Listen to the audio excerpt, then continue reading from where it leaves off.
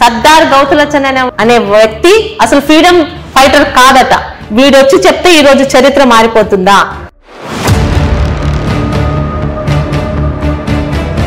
ఈ పలాస నియోజకవర్గంలో చదువుకున్న సంస్కారము, విలువలు, మంచి మర్యాద తెలియని అప్పలరాజు అనే ఒక జంతువు వల్ల ఆయన పెంచి పోషించిన వైసీపీ సోషల్ మీడియా అనే ఒక భయంకరమైన వ్యవస్థ వల్ల మాత్రం చాలా ఫేస్ చేశాను యాజ్ ఎ ఉమెన్. సో ఇద్దరు హైలీ ఎడ్యుకేటెడ్స్ మేడం. ఈ నియోజకవర్గానికి వచ్చేసరికి ఎదర్ మీరు కానివ్వండి లేదా అప్పలరాజు కానివ్వండి, సో ఆయన ఒక డాక్టరు, మీరు ఒక MBA చేశారు, సో పోస్ట్ గ్రాడ్యుయేషన్. సో ఎందుకని ఈ కల్చర్ వచ్చింది అంటారు? ఎందుకు హైలీ ఎడ్యుకేటెడ్ అందరూ మంచిగా ఉండాలని రూల్ ఏం లేదు.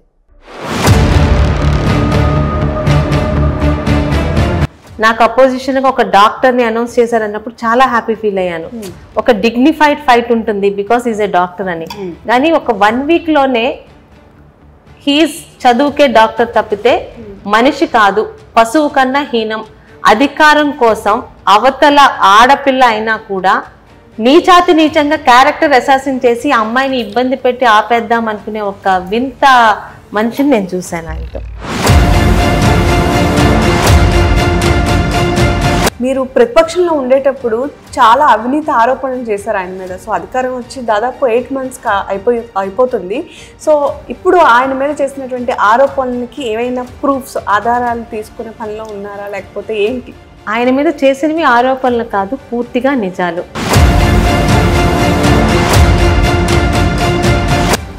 అప్పలరాజు గారు బిఫోర్ ఎమ్మెల్యే, ఆఫ్టర్ మినిస్టర్ ఒకసారి మీరే వెరిఫై చేస్తే ఎమ్మెల్యే అయిన కొత్తలో తెల్ల రేషన్ కార్డు బియ్యం తీసుకొని దొరికిపోయాడు ఆయన.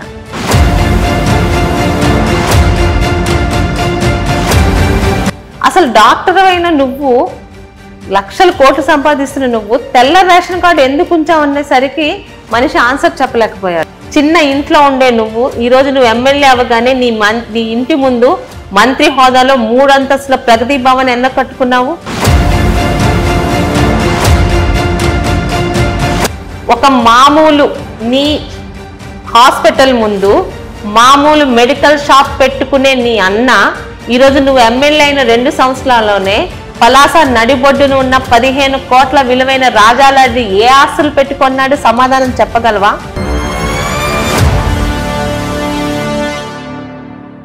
నమస్తే, వెల్కమ్ టు అవర్ శ్రీహితాస్ మీడియా. నేను మీ సౌమ్య. ఈరోజు మన స్పెషల్ గెస్ట్ ఉమ్మడి శ్రీకాకుళం జిల్లాలో టీడీపీ తరపున ఉండే ఏకైక ఎమ్మెల్యే అభ్యర్థిగా గెలిచినటువంటి గౌతు శిరీష గారు అనమాట. సో ఆల్రెడీ అధికారంలోకి వచ్చిన తర్వాత 8 months కంప్లీట్ అయిపోయింది. సో ఈ 8 months పరిపాలన, అదేవిధంగా ఒక ఉమెన్గా రాజకీయాల్లో ఎలా రాణిస్తున్నారు, సో ఇవన్నీ కూడా ఈరోజు చిట్చాట్లో తెలుసుకునే ప్రయత్నం చేద్దాం. ఇంకెంత కలిసి మేడం నమస్తే. నమస్తే. సో ఎలా ఉన్నారు? ఫైన్ తల్లి. సో మీ ఫ్యామిలీ బ్యాక్గ్రౌండ్ చూసుకుంటే, సో చాలా హై ఫ్యామిలీ బ్యాక్గ్రౌండ్, ఒక స్వాతంత్ర సమరయోధుల మనవరాలు మీరు. సో అసలు ఫస్ట్ మీరు పాలిటిక్స్లోకి రావడానికి రీజన్ ఏంటి? పాలిటిక్స్లోకి రావాలని ఏ రోజు అనుకోలేదమ్మా. ఇంట్లోని తాతగారు కానీ నాన్నగారు కానీ ఆ హింట్స్ కానీ అసలు మాకు ఇంట్రెస్ట్ లేదు. ఎందుకంటే పాలిటిక్స్లో తిరుగుతుంటే ఇంట్రెస్ట్ కలిగేదేమో. నాన్నగారికి ఓటేయడం, మాకు 18 years తర్వాత ఓటే హక్కు వచ్చాక వైజాగ్లో చదువుకుంటాం మేము. నాన్నగారికి ఓటేయడం తప్పితే ఏ రోజు వాళ్ళ క్యాంపెయినింగ్లో కానీ అసలు మండలాలు, మున్సిపాలిటీలు ఏమీ తెలిసే ఛాన్స్ లేదు. సో ఏ రోజు ఐడియా లేదు. అయితే అనుకోకుండా లచ్చన్ గారి లెగ్స్ని కంటిన్యూ చేయడానికి నాన్నగారి తర్వాత కూడా రావాలి అని చంద్రబాబు నాయుడు గారు అనడం, దానికి నా అత్తగారి ఇల్లు, మా అత్తగారు వాళ్ళు, నా హస్బెండ్ కూడా మేము సహకరిస్తానడం నేను రావడం జరిగింది తప్పితే నా ఫ్యామిలీ కానీ మేము కానీ ఏ రోజు అనుకోలేదు. అనుకుంటుంటే మీరు అన్నట్టు ఈనాటి రాజకీయ కుటుంబాల్లో వారసుల్లాగా ఫాదర్స్ పదవుల్లో ఉండగానే స్టూడెంట్ లైఫ్ నుంచే వచ్చేవాళ్ళం. ఆ రోజు ఎప్పుడు ఆ థాట్ లేదు. సో అంటే వారసత్వ రాజకీయాల కోసం అయితే రాలేదు అని చెప్తారు, బట్ సిచ్యువేషన్ డిమాండ్ చేసింది కాబట్టి వచ్చానంట. సిచ్యువేషన్ డిమాండ్ చేస్తే రావడం జరిగింది. తర్వాత only one inspiration is Chandrababu Naidu గారు. నిజంగా రాజకీయాలు, అధికారము, డబ్బు, పదవుల గురించి అయితే ఆయన చెయ్యని పదవులు లేవు, ఆయన అనుభవించిన అధికారం లేదు. ఆయన కుటుంబ పరంగా, వ్యాపార పరంగా హీఈస్ వెల్ సెటిల్డ్. కానీ 24 గంటలు అట్ ద ఏజ్ ఆఫ్ 70లో కూడా ఆయన నా పదవి, నా రాష్ట్రం ఆంధ్రాని టాప్లో పెడతానని భవిష్యత్ తరాల గురించి ఆయన చేస్తున్న తపన, ఓకే వర్క్ చేస్తే ఇట్లాంటి విజనరీ లీడర్తో చేయాలి, ఆ ఛాన్స్ నాకు అనుకోకుండా వచ్చింది అన్న ఇన్స్పిరేషన్తో ముందుకు వెళ్ళాను. సో మనం చూసుకున్నట్టయితే ఏ రంగంలో అయినా సరే, మీరు ఒక ఉమెన్గా ఉన్నారు కాబట్టి స్పెసిఫిక్గా అడుగుతున్నాను. సో ఏ రంగంలో అయినా సరే ఉమెన్ బయటకు వచ్చింది గడప దాటి అంటే చాలా వరకు క్యారెక్టర్ అసాసినేషన్ చేస్తారు. సో యాజ్ ఏ ఉమెన్గా, యాజ్ ఏ పొలిటీషియన్గా మీరు ఎప్పుడైనా ఇలాంటివి ఎదుర్కొన్నారా? పలాసలోనే ఎదుర్కొన్నాను, ఇంకెక్కడ ఎదుర్కోలేదమ్మా.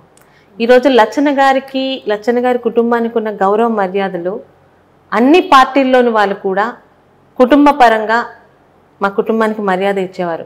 ఇప్పుడు వైసీపీ అనియండి, అప్పుడు కాంగ్రెస్ అనియండి, బీజేపీ, ఎక్కడ కూడా నేను కానీ ఇప్పుడు ఎటువంటి ఇబ్బంది ఎదుర్కోవాలా. ఈ పలాస నియోజకవర్గంలో చదువుకున్న సంస్కారము, విలువలు, మంచి మర్యాద తెలియని అప్పలరాజు అనే ఒక జంతువు వల్ల, ఆయన పెంచి పోషించిన వైసీపీ సోషల్ మీడియా అనే ఒక భయంకరమైన వ్యవస్థ వల్ల మాత్రం చాలా ఫేస్ చేశాను యాజ్ ఎ ఉమెన్. సో ఇద్దరు హైలీ ఎడ్యుకేటెడ్స్ మేడం. ఈ నియోజకవర్గానికి వచ్చేసరికి ఎదర్ మీరు కానివ్వండి లేదా అప్పలరాజు కానివ్వండి, సో ఆయన ఒక డాక్టరు, మీరు ఒక MBA చేశారు, సో పోస్ట్ గ్రాడ్యుయేషన్. సో ఎందుకని ఈ కల్చర్ వచ్చింది అంటారు? ఎందుకు ఇంత ఇది? హైలీ ఎడ్యుకేటెడ్ అందరూ మంచిగా ఉండాలని రూల్ ఏం లేదు, కానీ ఆ పెంపకం అన్నది మనిషి ప్రభుత్వం ఒకటి ఉంటుంది. అయితే పుట్టుకతో రావాలి లేదా తల్లిదండ్రుల పెంపకంలో రావాలి. మరి ఆయనకి ఆ రెండిట్లో ఎక్కడ ఇబ్బంది అయిందో తెలియదు. నాకు అపోజిషన్గా ఒక డాక్టర్ని అనౌన్స్ చేశారన్నప్పుడు చాలా హ్యాపీ ఫీల్ అయ్యాను. ఒక డిగ్నిఫైడ్ ఫైట్ ఉంటుంది బికాస్ ఈజ్ ఏ డాక్టర్ అని.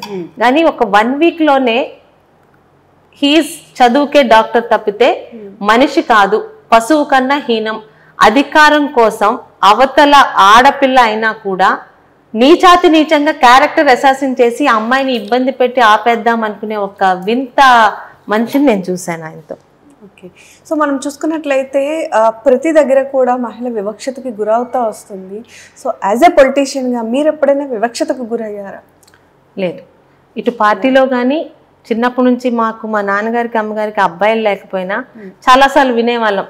మా తాతగారి దగ్గరికి వచ్చి, అయ్యో లచ్చన్న గారు మీకు ఒకే అబ్బాయి, ఆ అబ్బాయికి 2 అమ్మాయిలు అంటే, ఆ జనరేషన్లో ఉన్న మా తాతగారు కూడా అబ్బాయిలు అమ్మాయిలు అయితే ఏంటండి, ఇంటి పేరు నిల్చోడానికి ఎవరన్నా ఒకటే అన్నా ఆయన మాటలు మాకు yes we are not lesser than boys. So ఆ పెంపకం అటువంటి కుటుంబంలోంచి వచ్చాం. కాలేజ్ కానీ ముఖ్యంగా మా పార్టీ ఆడపిల్లలకి ఆడపడుచున్న గౌరవం కలిగించిన ఏకైక పార్టీ. మహిళలకి చాలా గౌరవంగా చూసిన పార్టీలో కానీ ఇట్లా పెంపకంలో కానీ ఎక్కడ నేను అటువంటి వివక్షతకు గురవ్వల. సో మీరు ఇప్పుడు చూసుకున్నట్లయితే అప్పలరాజు గారిది, మీరు ప్రతిపక్షంలో ఉండేటప్పుడు చాలా అవినీతి ఆరోపణలు చేశారు ఆయన మీద. సో అధికారం వచ్చి దాదాపు 8 months అయిపోతుంది. సో ఇప్పుడు ఆయన మీద చేసినటువంటి ఆరోపణలకి ఏవైనా ప్రూఫ్స్, ఆధారాలు తీసుకునే పనిలో ఉన్నారా, లేకపోతే ఏంటి? ఆయన మీద చేసినవి ఆరోపణలు కాదు, పూర్తిగా నిజాలు. అప్పలరాజు గారు బిఫోర్ ఎమ్మెల్యే, ఆఫ్టర్ మినిస్టర్ ఒకసారి మీరే వెరిఫై చేస్తే, ఎమ్మెల్యే అయిన కొత్తలో తెల్ల రేషన్ కార్డు బియ్యం తీసుకొని దొరికిపోయాడు ఆయన. తెల్ల రేషన్ కార్డుకు బియ్యం వాలంటీర్లు ఇస్తున్నప్పుడు సరిగా వాలంటీర్లు బియ్యం పంచట్లేదు అన్నప్పుడు ఆయన ఈరోజు మా ఇంటికే వచ్చి మా వాలంటీర్ తెల్ల రేషన్ కార్డు బియ్యం ఇచ్చాడని స్టైల్గా ఒక స్టేట్మెంట్ ఇచ్చాడు. అసలు డాక్టర్ అయిన నువ్వు, లక్షల కోట్లు సంపాదిస్తున్న నువ్వు తెల్ల రేషన్ కార్డు ఎందుకు ఉంచావు అనేసరికి మనిషి ఆన్సర్ చెప్పలేకపోయాడు. నేను పాస్పోర్ట్ గురించి తీసుకున్నాను ఏదో అబద్ధాలు చెప్పాడు. అంటే ఒకవేళ నిజంగా ఆయన స్థాయి తెల్ల రేషన్ కార్డే అనుకోండి, తప్పులేదు. ఏ స్థాయిలో వాళ్ళైనా రాజకీయాల్లోకి రాయొచ్చు, ఇది ప్రజాస్వామ్యం. అలాంటి వ్యక్తి ఈరోజు ఆయన సంపాదన, ముఖ్యంగా ఎమ్మెల్యే అయ్యాకే ఆయన ఒక మెడికల్ కంపెనీ, హార్క్ మెడికల్ కంపెనీ పెట్టారన్నది విత్ ప్రూఫ్స్తోని, విత్ అంటే మీరు ఈరోజు ఆ క్వశ్చన్ అడుగుతారని తెలియదు, లేదా ఆ కాగితాలు కూడా మా స్టాఫ్ వాళ్ళు పెట్టున్నారు. ప్రూఫ్స్తోని, ఎవిడెన్స్తోని, రిజిస్ట్రేషన్ డాక్యుమెంట్స్తో నేను మీకు ప్రూవ్ చేయగలను. ఎమ్మెల్యే అయిన సంవత్సరానికి ఆయన ఇప్పుడు ఆయన వెనకాల నిలుతున్న ఆ నలుగురితో కలిసి ముంబై బేస్డ్ హార్క్ కంపెనీ పెట్టి, అవే కంపెనీ మందుల్ని పలాసలోనే కాదు శ్రీకాకుళం జిల్లాలో ప్రతి వైద్యుడు వాడతారా లేదని బలవంతం పెట్టి ఆయన చేయించిన పనులకి సాక్ష్యాలు ఉన్నాయి. అలాగే పలాసలోని ఇంతమంది లచ్చన్న గారి ఫ్యామిలీ కానీ తర్వాత ఎంతో మంది రాజకీయ నాయకులు చేసినా ఎవరు కొండల్ని గుట్టల్ని మింగలేదు. అనకొండలాగా ఒక నల్లబొడ్డూరు కొండ దగ్గర నుంచి సూదికొండ చుట్టూ కబ్జాల దగ్గర నుంచి ఈయన హయాంలోనే వచ్చాయి. నల్లబొడ్డూరు కొండ జియో మ్యాపింగ్లో 2019లో ఎలా ఉంది, ఈరోజు వెళ్తే పూర్తిగా క్రికెట్ మైదానం చేశారు. ఎవరు పగులు కొట్టారు, ఎవరు గ్రావెల్ కంకర మింగారు, ఎందుకు తీసుకున్నారంటే ఆర్టీ యాక్ట్ పెడితే ఎవరు పర్మిషన్ ఇవ్వలేదు. బట్ అప్పలరాజు అక్కడున్న ఎంపీపీ ఈరోజు అక్కడున్న సర్పంచ్కే మైన్స్ డిపార్ట్మెంట్ నోటీసులు 2 సార్లు ఇచ్చింది, 3rd and ఫైనల్ నోటీస్ ఇచ్చింది. He has to pay the money, 3.5 కోట్లు, లేకపోతే అతను అరెస్ట్ చేస్తారు. అప్పుడు పెద్ద తిమింగలాలు బయటకు వస్తాయి. సాక్ష్యాలతో చూపించాను.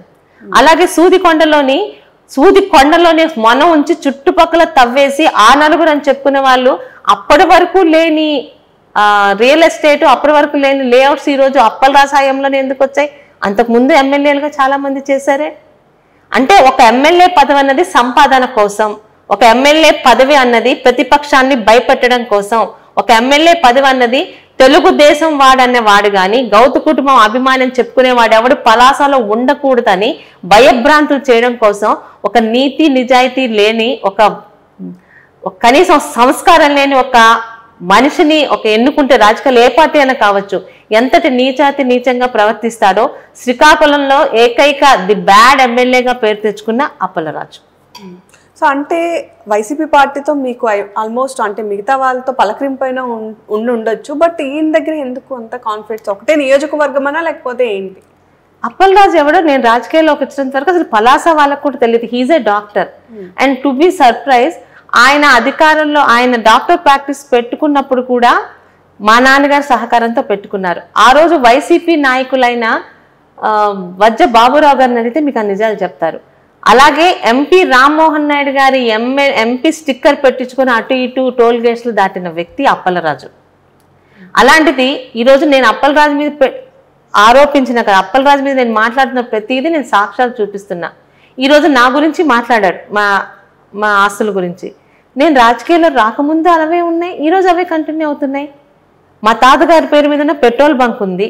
నేను ఎమ్మెల్యే కాకముందు నాకు అంటే 20 సంవత్సరాల క్రితం నేను ఆక్షన్లో కాదు ఇంటర్వ్యూకి అటెండ్ అయ్యి నేను తెచ్చుకున్న శిరీష పెట్రోలియం ఉంది, దానికి సాక్ష్యం ఉంది.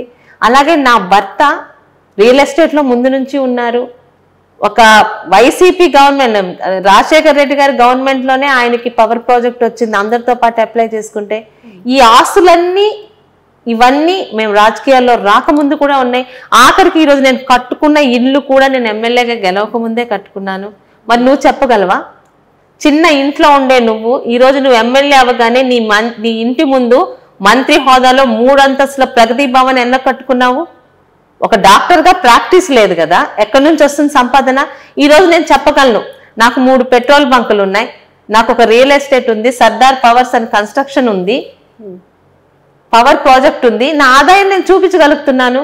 డాక్టర్గా ప్రాక్టీస్ మానేసిన నువ్వు ఎమ్మెల్యేగా వచ్చే నీ ఎమ్మెల్యేగా మంత్రిగా వచ్చిన నీ జీతంతోనే ఈరోజు నీకున్న ఆస్తులు సంపాదించాలని ఏం సమాధానం చెప్తావు? ఒక మామూలు నీ హాస్పిటల్ ముందు మామూలు మెడికల్ షాప్ పెట్టుకునే నీ అన్న ఈరోజు నువ్వు ఎమ్మెల్యే అయిన 2 సంవత్సరాల్లోనే పలాస నడిబొడ్డును ఉన్న 15 కోట్ల విలువైన రాజాలాంటి ఏ ఆస్తులు పెట్టుకున్నాడు? సమాధానం చెప్పగలవా? సో యాక్చువల్లీ అప్పలరాజు గారు బ్రదర్స్ విషయంలో ఎప్పుడు కూడా ఒక బ్రదర్ ఇప్పటికీ కూడా ఇంకా ఫిషర్మాన్ గానే ఉన్నారు అని ఆయన చెప్తా ఉంటారు. సో ఈ విషయం మీద ఏమంటారు? మాకు తెలియదమ్మా అంతగా. అప్పలరాజు తాలూకు ఒక బ్రదరు అప్పలరాజు మినిస్టర్ అదే ఎమ్మెల్యే అయినంత వరకు టీడీపీ సర్పంచ్ ఆయన. అప్పలరాజు గారు అయ్యారు, తప్పులేదు. ఆ తర్వాత ఆయన సర్పంచ్ గానే ఉన్నారు. ఇంకొక బ్రదరు ఆయన అందరికీ లోకానికి చెప్పుకునే మాట, అప్పలరాజు గారు ఆ గుడ్ హోప్ హాస్పిటల్ మూసేశారు కదా, దాని ముందు ఒక చిన్న మెడికల్ షాప్ పెట్టుకొని దాన్ని పోనే వాళ్ళు ఏదైనా డబ్బులు ఇస్తే టిఫిన్ తినే జీవితం నుంచి ఇక్కడికి వచ్చామని వాళ్ళే చెప్పుకున్నారు. కరెక్ట్ కదా. 5 సంవత్సరాలు నిండకుండానే ఫిషర్మ్యాన్ కమ్యూనిటీ మీరు అన్నారే, ఒక వేటకి వెళ్ళే ఒక బ్రదర్ కానీ ఇంకో బ్రదర్ కానీ 15 కోట్ల ఖరీదైన రాజా లాడ్జిని ఏ డబ్బుతో కొన్నారు? మెడికల్ షాపు నుంచి వచ్చిన ఇన్కమ్తో కొన్నారా? చేపల వేట చేసి కొన్నారా? నేను ఇక్కడ ప్రొఫెషన్ని ఇబ్బంది పడట్లేదు. నేను కూడా కళ్ళు గీత కుటుంబం నుంచి వచ్చిన అమ్మాయిని, కానీ ఏ రోజు మేము ఆ వృత్తి చేయలేదు. మా నాన్నగారు ఎమ్మెల్యే అయినప్పటి నుంచి మా తాతగారికి ఫ్రీడమ్ ఫైటర్ కోటాలో వచ్చిన పెట్రోల్ బంక్ మీద తర్వాత మేము చేస్తున్న హార్డ్ వర్క్కి దాన్ని తీసుకొస్తున్న దీనికి అన్ని పెట్రోల్ బంకులు పెట్రోల్ బంకులు ఏవి రాష్ట్ర ప్రభుత్వం ఇవ్వదు, కంపెనీ ఇస్తుంది. ఇంటర్వ్యూలకు అటెండ్ అయ్యి మా కెపాసిటీతో తెచ్చుకున్నవి. అలాగే రియల్ ఎస్టేట్లో మేము ఏం చేస్తున్నాం అందరికీ తెలుసు, కన్స్ట్రక్షన్ బిజినెస్లో ఉన్నాం. So my husband is earning. ఈరోజు నేను ఇక్కడ ఉన్నాను. అప్పలరాజుకి ఎక్కడి నుంచి ఎర్నింగ్ వస్తుంది చెప్పగలరా?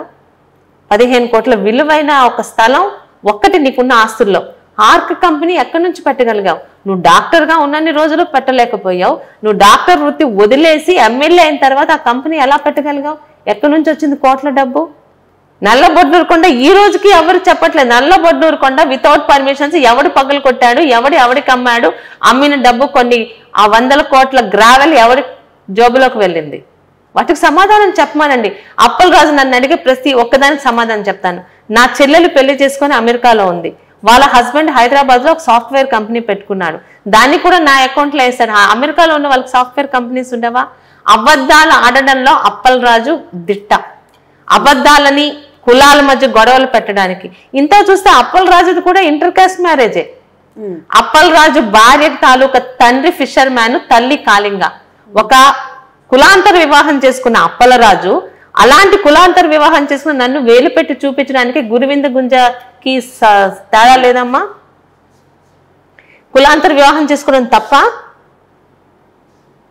ఎన్ని రకాలుగా నన్ను అంటే తను మా నాన్నగారు ఎమ్మెల్యేగా ఉన్నప్పుడు తనకి టికెట్ ఇచ్చారు. అప్పుడు నేను నెక్స్ట్ ఆస్పిరెంట్ని. అబద్ధాలతో వచ్చాడో లేకపోతే ఆ రోజు ఒక వేవ్ వచ్చిందో గెలిచాడు.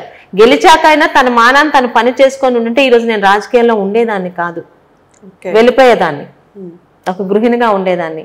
కానీ ఎక్కడ మళ్ళీ గౌతు కుటుంబం గెలుస్తుందనే భయంతో ఒక పక్క మా కుటుంబాన్ని, నా కుటుంబాల తాతని తండ్రుల్ని నీచాతి నీచంగా మాట్లాడిస్తూ ది సోకాల్ సోషల్ మీడియా వెదవలతో సర్దార్ గౌతులచ్చన్ అనే వ్యక్తి అసలు ఫ్రీడమ్ ఫైటర్ కాదట. వీడొచ్చి చెప్తే ఈరోజు చరిత్ర మారిపోతుందా? సర్దార్ గౌతులచ్చన్న గారికి సర్దార్ అనే బిరుదు లేదట. ఎక్కడైతే గౌతులచ్చన్న గారు పుట్టి పెరిగారో అక్కడ కొంతమంది మూర్ఖుల చేత, కొంతమంది జంతువులు లాంటి మనుషుల చేత ఇలాంటి మాటలు మాట్లాడించాడు. ఎందుకు? నా కుటుంబానికి ఉన్న ఆ బ్రాండ్ నేమ్ చూస్తే వాడికి భయం కాబట్టి. ఇలాంటి పనులు చేసే ఒక సాఫ్ట్ క్యారెక్టర్గా మనుషులతో మాట్లాడడానికే భయపడే శిరీషని ఈరోజు ఇలాగ మీ ముందు ప్రజెంట్ చేయగలిగాడు. ఒక విధంగా నాకు మంచి చేశాడేమో.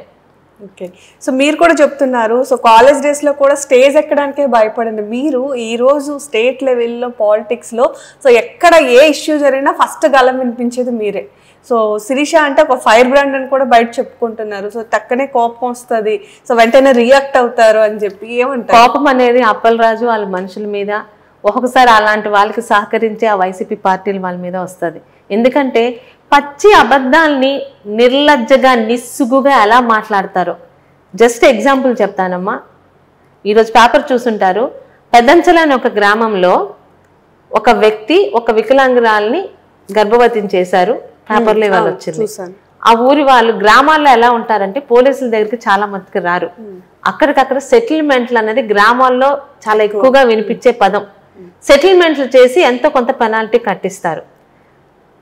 ఎవరైతే ఈ తప్పుడు పని చేశారో అతని గురించి ఇవాళ సాక్షిలో వచ్చిన ట్రోలింగ్ ఏంటంటే, పలాస పెదంచల్లో టీడీపీ కార్యకర్త, టీడీపీ ఎక్స్ జెడ్పీటీసీ తమ్ముడు అని రాశారు.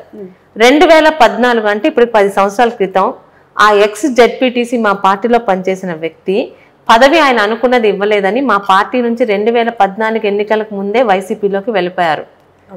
2019 కూడా అప్పలరాజుతో పనిచేశారు. 2019లో అప్పలరాజు గెలిచాక ఈయనకి ఏం పదవి ఇవ్వకుండా ఈయన భార్యని కాపు కార్పొరేషన్లోని డైరెక్టర్గా వేశారు. ఆ వ్యక్తి ఏ పార్టీ అమ్మా? వైసీపీయా టీడీపీయా? అలాంటి వ్యక్తి గురించి 10 సంవత్సరాల పార్టీ మారిపోయి ఆ వ్యక్తి తాలూకా బంధువు ఎవరో ఈరోజు ఆ చెత్త పని చేశాడు. ఆయన టీడీపీ అని చెప్పి ఈరోజు సాక్షి మీడియాలోని స్క్రోలింగ్ ఇస్తున్నారు. అంటే అబద్ధాలని సిగ్గు పడకుండా, సిగ్గు లేకుండా ప్రజల ముందు ప్రవేశపెడతారు. అదే కోవకు చెందిన ఒక ప్రత్యేకమైన వ్యక్తి అప్పలరాజు. ఏ మాత్రం సిగ్గుపడడు. 2 వ్యక్తులు కొట్టుకుంటే పలాసలో 4 రోజుల క్రితం ఒక 2 కులాలకు చెందిన వాళ్ళు ఒక ఇష్యూలోని దెబ్బలాడుకున్నారు. అది గత 10 సంవత్సరాలుగా ఆ 2 కుటుంబాల మధ్య ఉన్న గొడవ, పక్క ఇళ్ళ మధ్య గొడవ.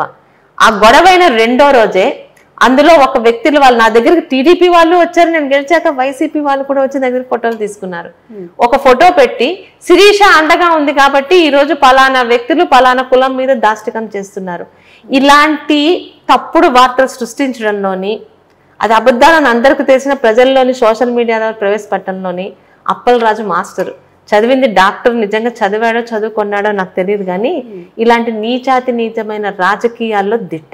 సో ప్రతిపక్షంలోకి సంబంధించి ప్రతిపక్ష అధినేత జగన్మోహన్ రెడ్డి మొన్న ఒక మీటింగ్ పెట్టి ఇక్కడ నుంచి 2.0 ఓన్ చూస్తారు, ఐ మీన్ 2.0 చూస్తారు అని కార్యకర్తల కోసం పనిచేస్తాను, కార్యకర్తలకు అండగా ఉంటానని చాలా రకాలైనటువంటి భరోసాలను ఇచ్చారు. సో దీన్ని ఎలా చూడాలంటారు?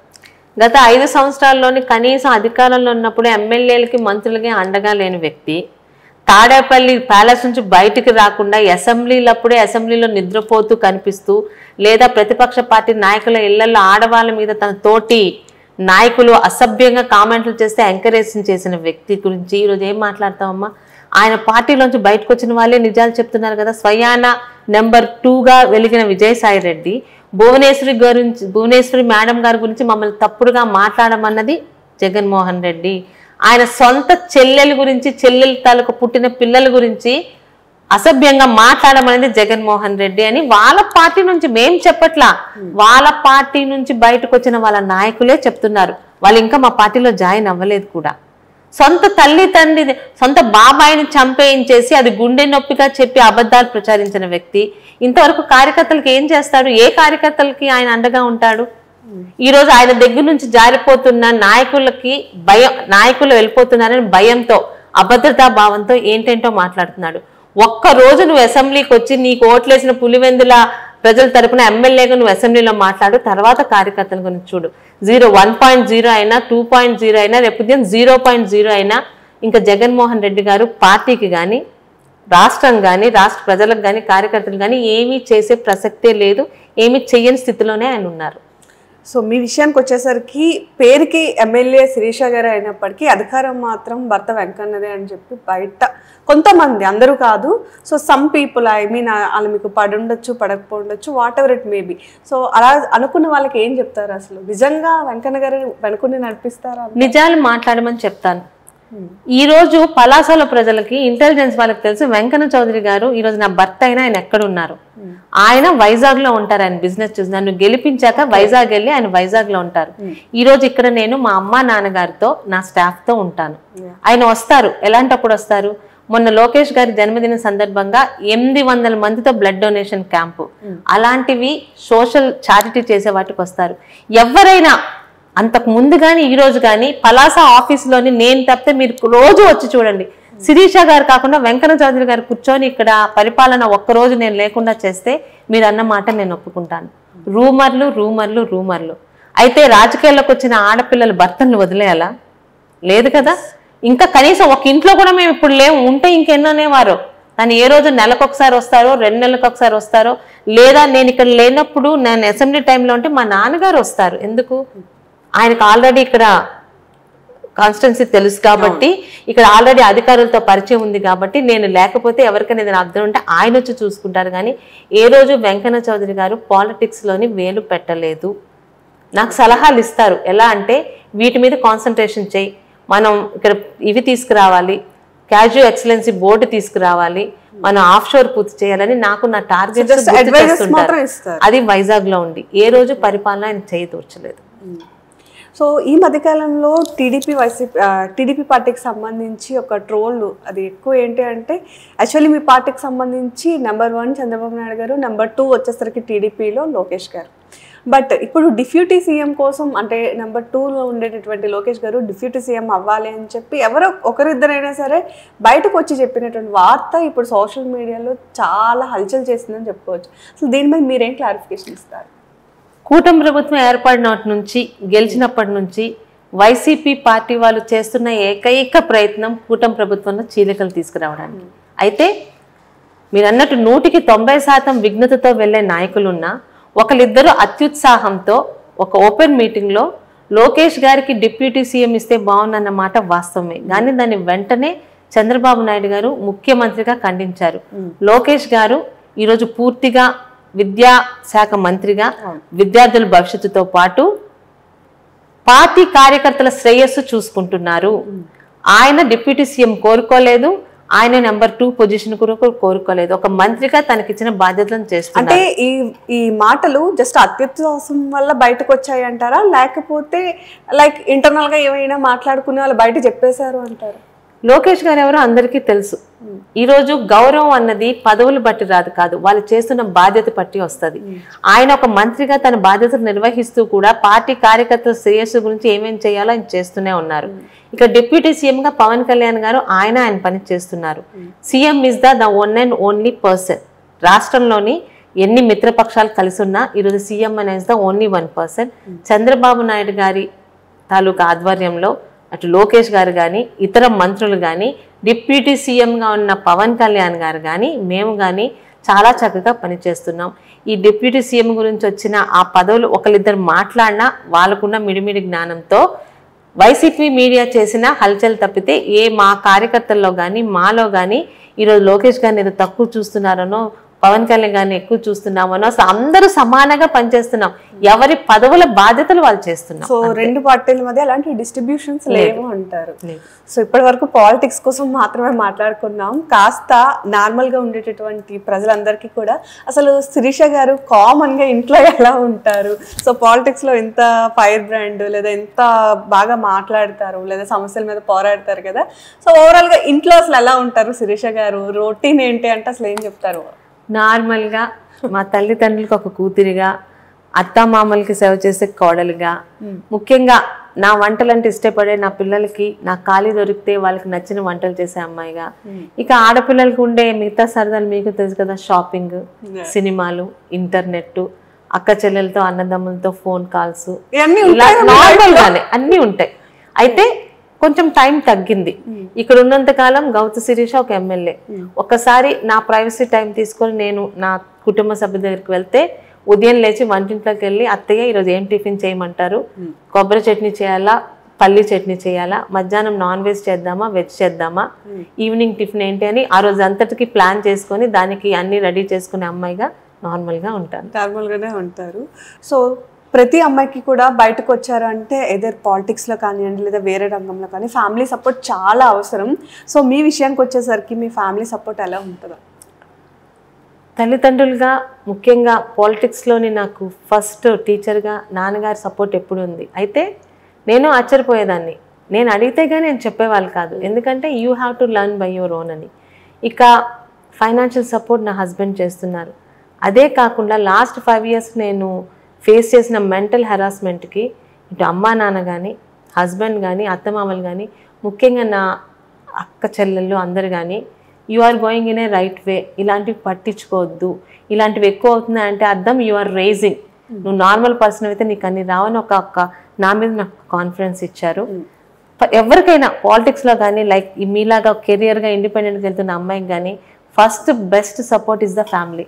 అమ్మ నాన్న అత్త మామ భర్తకి మనం సమాధానం చెప్పుకోలేని పరిస్థితి మనకు రానప్పుడు ఇంకెవ్వరికి మనం సమాధానం చెప్పక్కర్లేదు. What ever the world think, ఎందుకంటే రేపు ఉదయం నువ్వెవరో కూడా మర్చిపోతుంది. బట్ అప్పుడు ఇప్పుడు ఎప్పుడు మనతో ఉండేది ఫ్యామిలీ.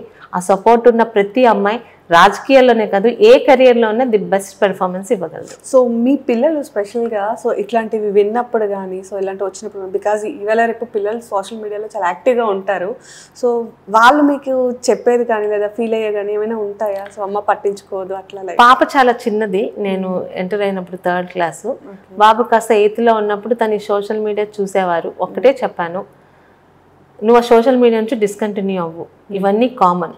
మొదట్లో ఒక 2 రోజులు మా ఫ్రెండ్స్ చూసి నవ్వుతున్నారన్నారు, వాళ్ళు అర్థం చేసుకున్నారు, ఎందుకంటే మా నాన్నగారు ఎమ్మెల్యేగా వాళ్ళు చూశారు. పైగా మనకన్నా ఎక్కువ అవేర్నెస్ ఉంది వాళ్ళకి ఇప్పుడు సోషల్ మీడియాలో. నేనే కదా స్వయంగా రాష్ట్ర ముఖ్యమంత్రి ట్రోల్ చేయబడుతున్నప్పుడు నేను పెద్ద ఇది కూడా కాదు, ఇవన్నీ కామన్, లీవ్ ఇట్ అన్నప్పుడు వదిలేసారు, ఎప్పుడు నన్ను క్వశ్చన్ చేయలేదు. సో ఫైనల్గా ఇప్పుడే ఇంకా 8 months అవుతుంది మీరు అధికారంలోకి వచ్చి, సో ఈ 5 years పాలన ఎలా ఉండబోతుంది? ఖచ్చితంగా ఆంధ్ర రాష్ట్ర ప్రజలు మేము కూటమికి ఓటేసి తప్పు చేశామని అనుకోలేని విధంగా 8 నెలల్లో నేను కూడా ఊహించలేదు. 8 నెలల్లో ఒక కాన్స్టిట్యున్సీకి 100 కోట్ల ఎన్ఆర్జీఎస్ పనులు రావడం అనేది అంత ఈజీ కాదమ్మా. అంటే ఒక్క కాన్స్టిట్యున్సీకి ఇన్ని పనులు చేసంటే రాష్ట్రంలో అన్ని కాన్స్టిట్యున్సీలోని ప్రజలందరూ చాలా హ్యాపీగా ఉన్నారు. పెట్టుకున్నవి అన్ని ఇచ్చిన హామీలు సంవత్సరం లోపల చంద్రబాబు నాయుడు గారు పూర్తి చేస్తారని నమ్మకంతో ఉన్నారు. ఇవే కాకుండా ఈ 5 years అయితే ఏదైతే గుడ్ విల్ మనం కోల్పోయామో, మన రాష్ట్రానికి ఒక కంపెనీలు రావాలంటే భయపడ్డాయి. ఉన్న కంపెనీలు అమర్ రాజా బ్యాటరీస్ లాంటి వాళ్ళని తన్ని బయటికి పంపించేదాకా వాళ్ళని విసిగించి బయటికి పంపించారు. ఎన్నో వేల ఉద్యోగాలు వెళ్ళిపోయాయి. అవన్నీ వెనక్కి తీసుకురావడానికి మళ్ళీ ఏపీ బ్రాండ్ పెంచడానికి చంద్రబాబు నాయుడు గారు, లోకేష్ గారు, పవన్ కళ్యాణ్ గారు కడుతున్న కష్టం, వాళ్ళకి బీజేపీ ఇస్తున్న సపోర్ట్ కూడా చూస్తున్నారు. ఏ వైసీపీ గవర్నమెంట్లో అయితే విశాఖ ఉక్కు, ఆంధ్ర హక్కు అనుకునే ఒక వైజాగ్ స్టీల్ ప్లాంట్ని వెళ్ళిపోతుందని భయపడ్డారో 7 నెలల్లో అది ప్రైవేటీకరణ ఆగిపోవడంతో పాటు దానికి ఉన్న నష్టాలను పూడ్చడానికి ప్రత్యేక నిధులు తీసుకొచ్చారు. 22 మంది ఎంపీలతోని వాళ్ళు చేయలేని వైజాగ్ జోన్ని 7 నెలల్లో మా ఎంపీలు సాధించుకొని వచ్చారు. ఇదే కాదు, ఈరోజు పోలవరంకి, అమరావతికి, ముఖ్యంగా దేశంలో ఆంధ్ర రాష్ట్రానికి గత 5 సంవత్సరాల్లో వాళ్ళు తేలేని నిధుల్ని ఈరోజు మా ఎంపీల సహకారంతో చంద్రబాబు నాయుడు గారి విజనరీతో తీసుకొస్తున్నాం. భవిష్యత్తులో ఆంధ్రాలోని పెట్టుబడులు పెడితే లాభాలు వస్తాయన్న ఒక నమ్మకాన్ని క్రియేట్ చేయగలుగుతున్నాం. ఇది రాష్ట్ర పరిస్థితి. అలాగే పలాసలో గతంలోని క్యాష్యూ తాలూకా ప్రైస్ చాలా తక్కువ ఉంది 5 సంవత్సరాలు. ఈరోజు తెలుగుదేశం రాగానే పెరిగింది. ఈరోజు ఆఫ్ షోర్ పరుగులు పెడుతుంది. ఎప్పటి నుంచో పెండింగ్ ఉన్న ROB పూర్తయింది. కిడ్నీ హాస్పిటల్ కట్టానని అప్పలరాజు గారు ఒక విషయం చెప్పేవారు. ఆయన 5 సంవత్సరాలు ఆయన కళ్ళకు చూపించిన ఒకే ఒక అభివృద్ధి. అయితే కిడ్నీ అది ఇల్లు కట్టి పాపం అందరు పెట్టాల్సింది పెట్టలేదు. అక్కడ పెట్టిన ఆ ఉద్యోగస్తులకి మొన్నటి వరకు జీతాలు రాయలేదు. లాస్ట్ అక్టోబర్లో స్టార్ట్ చేసిన వాళ్ళ ఉద్యోగాలకి సంవత్సరంన్నర జీతాలు లేకుండా ఆయన చేశారు. గత అసెంబ్లీలోని దాన్ని ప్రస్తావించగానే వెంటనే అక్కడున్న హెల్త్ మినిస్టర్ గారు, జిల్లా ఇన్ఛార్జ్ మంత్రి గారితో మాట్లాడి వాళ్ళకి మన జీతాలు పడ్డాయి. అంటే అడగగానే ఒక అభివృద్ధి మీద ఇమీడియట్గా ఎలా యాక్షన్ తీసుకుంటున్నారో, 5 సంవత్సరాలుగా పలాసలోని ఏవైతే మైనర్ ఇరిగేషన్స్ కనీసం ₹1 కూడా పెట్టలేదో ఆ మైనర్ ఇరిగేషన్స్ కన్నీ ఇప్పుడు మళ్ళీ మొదలు పెడుతున్నాం. ఇవన్నీ నా పలాసలో నేను చేస్తున్న అభివృద్ధి.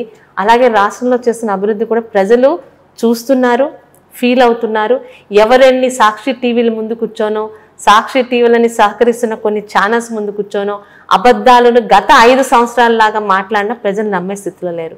పింక్ డైమండ్ అనే లేని దాన్ని సృష్టించి నిన్న మొన్న నీతి వాక్యాలు పలుకుతున్న విజయసాయి రెడ్డి గారు ఎన్ని అబద్ధాలు ఆడారో. అది చంద్రబాబు నాయుడు గారి ఇంట్లో ఉంది, ఆయన కోడల దగ్గర ఉంది అని. అసలు పింక్ డైమండే లేదని తెలిసింది.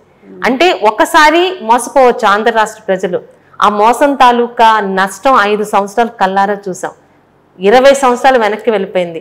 రేపు ఉదయం ఇంకొకసారి జగన్ వస్తే మన పిల్లలకు కాదు కదా, మనకు కూడా రాష్ట్రంలో భవిష్యత్తు లేదు, పక్క రాష్ట్రాలకు వెళ్ళిపోవాలనే భయంతో ఈ మొన్న ఎన్నికల్లోని ఎక్కడ లేని NRIs కూడా వచ్చి ఓట్లేశారంటే రాష్ట్రం బాగుండాలని విదేశాల్లో సెటిల్ అయిన వాళ్ళు కూడా రాష్ట్రం పట్ల తన బాధ్యత నెరవేర్తిచ్చారు.